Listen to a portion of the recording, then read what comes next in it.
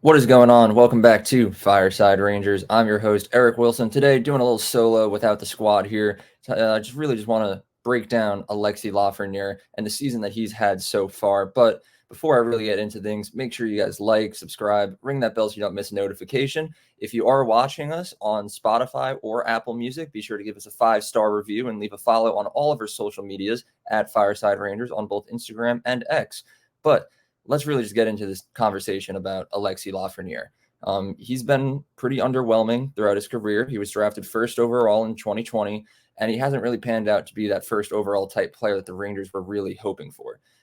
Throughout his career so far, including the 8 games he's played in this season, he has 224 games under his belt, but only 51 goals and 44 assists for 95 points to show it. So he's not even playing at like a point every other game throughout his career so far. But this season, the Rangers are seeing a bit of an increase in his production in his 8 games played so far this season. He has 4 goals, no assists just yet, but a total of 4 points in 8 games played. So he's currently on pace for about 41 points, and I guess technically 41 goals if you want to go down that path. But he's 22 years old now, and the Rangers are really hoping to get something big out of him this season. A large part of the reason why his development was so slow and hindered was because he didn't have a coach to give him the opportunities that he needed to succeed. Coming into the league, David Quinn was the Rangers head coach, and Lafreniere was down on like the third and even the fourth line sometimes, and he wasn't getting ice time, he wasn't getting the minutes, wasn't getting any power play time, and because of that, the points didn't really come to follow. And then after Quinn was fired, the Rangers go out and hire Gerard Gallant, looking for someone who's going to give all of the kids, really, including Capo Caco and Filipino, an opportunity to succeed. And did we see them grow a little bit under Gallant? Yes, on the kid line, but again, that was bottom 6. So where they were finding as much success as they could, there really wasn't much to show for it. And then, probably the worst part of Lafreniere's career came last season's playoffs. He went scoreless through 7 games in that 7-game series against New Jersey. Had he produced a little bit more points, could the Rangers have possibly made it to the second round? Maybe. You can't really put all the blame on one player, but Lafreniere really just not producing at all during that series, it kind of hurt. So entering this offseason that just wrapped up over the summer, there was a big question regarding Lafreniere. I know at one point Tony was big on trading away Lafreniere. A lot of fans called him out for that, but there were also a lot of fans that agreed. And it took a while. It took almost the entire summer, but the Rangers were able to sign Lafreniere to a 2-year contract extension, a little bridge deal for him to kind of show what he's made of and show why he deserves to be a part of this Rangers team. And from what we've seen so far this season, I think that breakout is a little bit underway. He doesn't have any assists just yet, but to see him scoring goals at a rate that we haven't seen so far throughout his career in only 8 games played, it's pretty promising at this point in time. And, Peter Laviolette coming in as a new head coach, we talk all this hate on David Quinn and Gerard Gallant, but Peter Laviolette, he is finally the coach to give Lafreniere that opportunity to succeed. Lafreniere is currently slotted on that second line. He's playing along with Panarin and Filipino, which I think that has looked like the best Rangers line so far this season. Artemi Panarin, he's always going to be Panarin. He's bald now. He's playing at a level that we've never seen him play before. He's had a lot of big performances. And he's playing at over a point per game rate. He has 12 points in 8 games played. And I think his superstar abilities are really starting to rub off on Lafreniere. Now, I don't have every single Lafreniere goal so far pulled up, but I know for a fact that Panarin does have a couple of assists on those goals. One of those Lafreniere goals did come on a Rangers power play. So to just see him not only getting an increase in playing time in the top 6, but also starting to receive playing time on the special teams units and the power play, that is one of those things that's really going to start to rub off on Lafreniere, and he's going to start scoring a lot more goals and a lot more points later down the line this season. And I think the same thing can also be said for Filipino, where, he had a little bit of a breakout campaign last season as well. He had, I believe it was 45 or somewhere in the mid 40 point total, and playing alongside Panarin on that second line with Lafreniere already in the midst of what appears to be somewhat of a breakout season, that's going to rub off on Hedel as well. So I think when it comes in terms of the lineup right now, Laviolette did say heading into this season, nothing would be set in stone. He's going to start with what we've been seeing, and he'll make changes as the season progresses. But through 8 games played, I think Laviolette might have gotten it right on the first try. You have that first line of Kreider, Zibanejad, and Kako, And sure, Kako hasn't put up a lot of points, but he's looked very strong. I'm sure we'll have another discussion about him relatively soon on this channel. That second line, like I said, the best looking one yet so far with Panarin, Chytil, and Lafreniere. And then the bottom six is the bottom six. Yeah, we don't need to dive too deep into that one.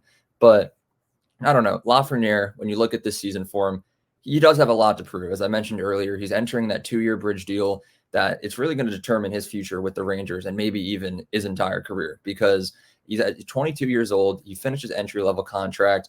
And yeah, we get it. Not every first overall pick is going to enter the league like Connor McDavid did and start putting up 100-point seasons year after year. Some players take time. You look at guys like Alexander Barkov, Nathan McKinnon, a lot of players that were drafted really high up, and it takes them a couple of years to really get themselves situated in the league. So Lafreniere did have a couple of seasons of leniency.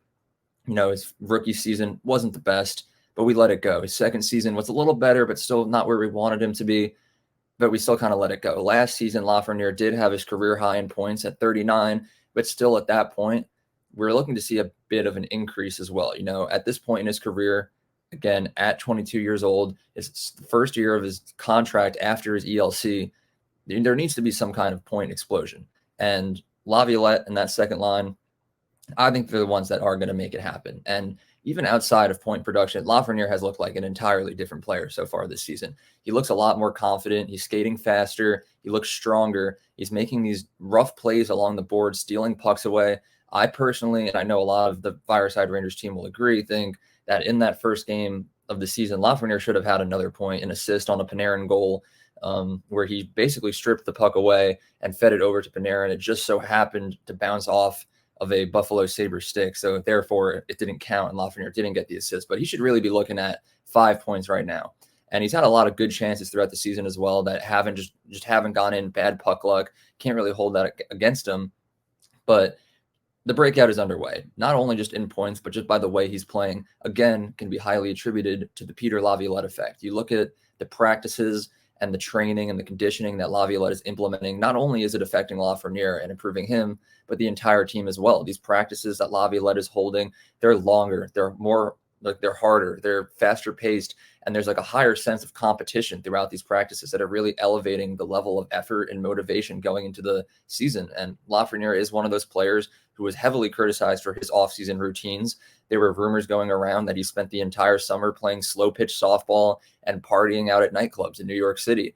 And that was a bit of a sad thing to hear, just knowing someone like Lafreniere, who's fresh in this new contract, has a lot to prove, wasn't taking the offseason seriously. Now, again, those were just rumors. I definitely did at one point see a video of him playing softball, but the whole partying thing could totally be false. Who knows how much actual time he spent playing softball, but whatever he did over the summer, it doesn't matter because it is working. As we just move into what we want to see from the season so far from him, he has 4 goals in 8 games played. Like I mentioned before, no assists. He's a +1 on the ice, so he's playing better defensively as well. But there definitely needs to be a lot more from Lafreniere this season as well. He's had a good first month. The Rangers have one more game tomorrow night against the Winnipeg Jets to wrap off the month of October. But overall, when you look at just the first month review of the season, I give Lafreniere a solid B+, a lot better than what I would have rated his previous seasons and his career, maybe like a C minus. But so far, he's looked solid. He's looked to be improved, and he's making a lot of Rangers fans regret ever doubting him because he's bringing a lot to the ice and to the team, and he's a big part of why the Rangers are finding so much success early on this season. But moving forward, the Rangers can't let Lafreniere get a little too comfortable.